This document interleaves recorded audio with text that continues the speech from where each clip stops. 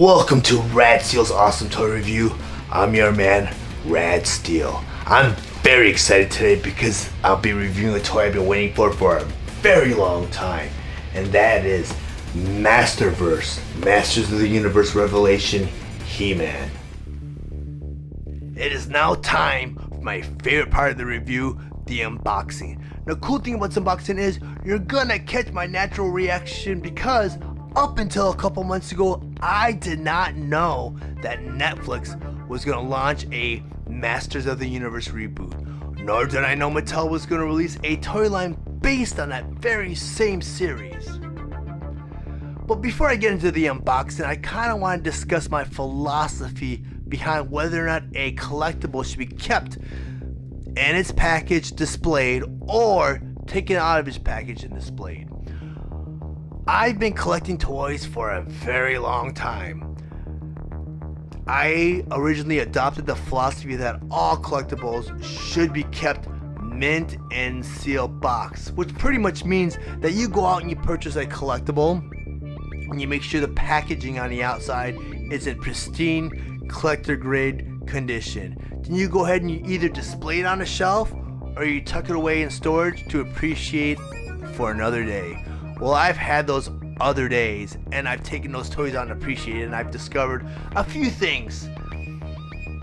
For example, over time, the cardboard in a lot of these collectibles naturally deteriorates, becoming soft and brittle, increasing the chance of creasing or warping, which warping has happened to a lot of my collectibles.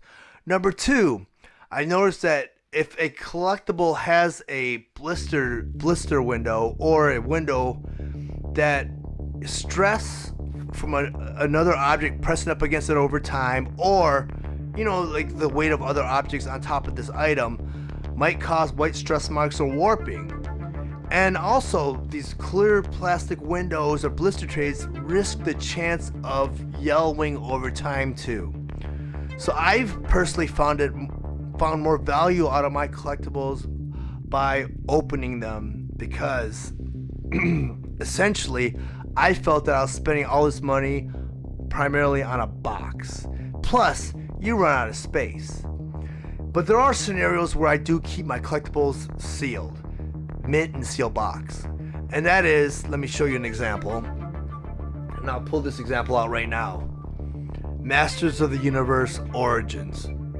Unfortunately, with any product on a blister tray, once you take it out of the blister tray, there's no going back. So what I did, and the solution I found around this is, I tend to buy two of each, which at times, the bad thing about that is it becomes very costly. But that was my solution because I do want to still appreciate the toy in its original packaging, but I also want to appreciate it in its original glory. Let me pull those to the side. Which brings me to this fact right now. Toy companies have recognized this and they have made special packaging where they give us the option of both. If I was to take this collectible out of the packaging and later on I want to go ahead and display it in its original packaging, I can do that. And I'll show you right now. I'm going to go ahead and unbox this right in front of you guys. Okay, I found the tape right here. I'm going to go ahead and cut this tape.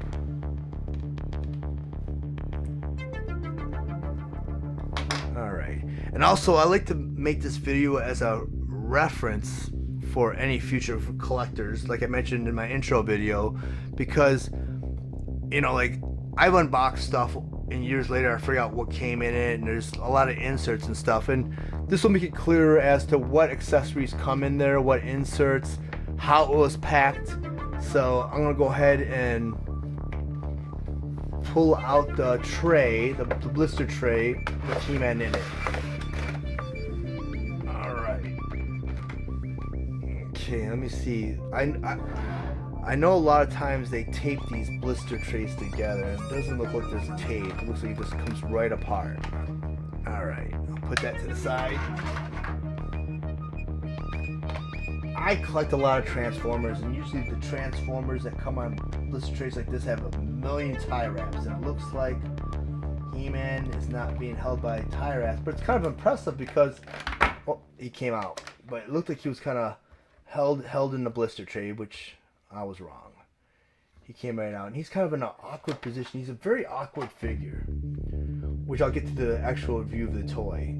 I just want to like show you guys how it comes boxed, or what comes in a packaging, and kind of want to show you my reaction to the figure. It comes with 2 hands. I'm not going to take the hands out yet. I'll probably do that in the initial review. But you get the power sword, which is not held on by anything. And it looks like the shield is the same way too. Let's pop the shield right out. And I think that's it, besides the 2 hands, but we don't need to take those out yet. Okay, let me see what's inside the box. It's a little insert right here. I don't know if it's anything, I don't know if it's used for display or not, but it's just, that's all that is. So put that to the side. Oh, unfortunately there's no inserts, you know, not like the Origins where it comes with a comic book, but there are pictures of the what to expect in the rest of the line. So I guess they felt that they didn't really have to include anything inside the packaging because it's on the outside of the box. You know, I know there's a Battle Cat and I know there's Skelegod, so it would have been nice if they would have included something inside the packaging to tell us what products to expect later on, and even Wave 2, you know. But that's him right here, the unboxing. These are the only accessories besides the 2 hands. So there's really not much this He-Man. So I'm going to move on to the next step, and I'm going to review this figure in a second. Masterverse Masters of the Universe Revelation He-Man. He-Man was released on June 15, 2021 with the suggested retail price of $19.99 and is available at all major retailers. Revelation Masterverse He-Man was released along with other Wave 1 figures Skeletor, Evelyn, and Mossman. He-Man has 30 points of articulation, and his accessories include his power sword, shield, forearm gauntlet, wrist gauntlet, chest armor, and 2 additional hands. He-Man stands at 7 inches tall and is meant for fans ages 6 and up. This version of He-Man is based on Netflix's Masters of the Universe Revelation. I'm just going to go over my own personal reflection on Masterverse Revelation He-Man, and I do have to say I really do enjoy this action figure.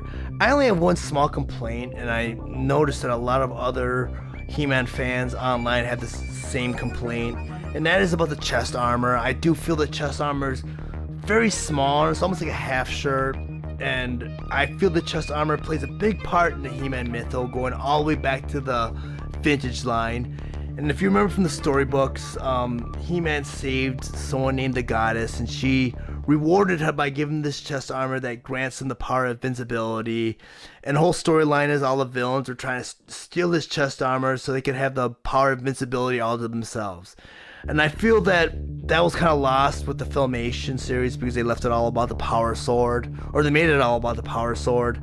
But the chest armor is a very important part of the mytho, and I kind of wish they would have, you know, made the chest armor a little bit bigger and left the Iron Cross as a symbol on the chest armor. But I understand why they went with the H, because that's supposed to be He-Man's new insignia, and like many other superheroes like Superman and Batman, they wanted to give him a symbol that represented him, and the H is He-Man, of course.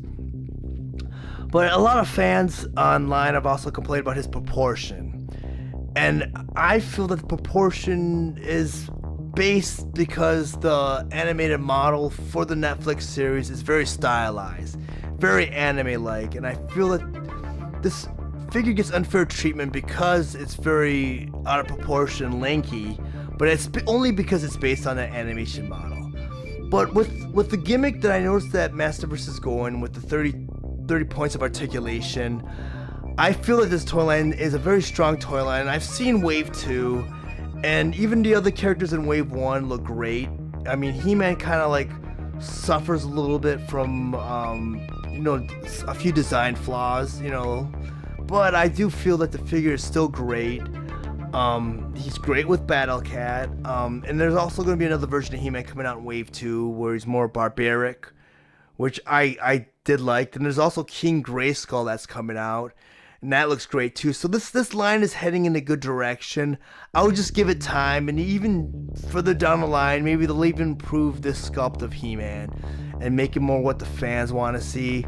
But I do like this version of He-Man, and I'm just happy to see that He-Man has an animation series that's out right now and a toy line that's out, or more. There's 3 toy lines out, in fact. You know, there's one for the small children, one for the children of all ages, and there's Origins. So I love that He-Man has made his comeback, and Mattel is really putting a lot of faith in He-Man.